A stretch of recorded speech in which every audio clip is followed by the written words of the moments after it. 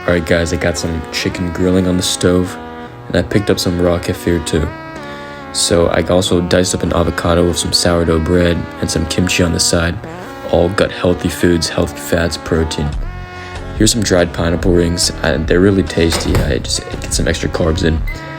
For pre-workout, I popped some toast in the oven with a mango and put some honey on that. And I come back with some plantain chips and I eat this mahi mahi.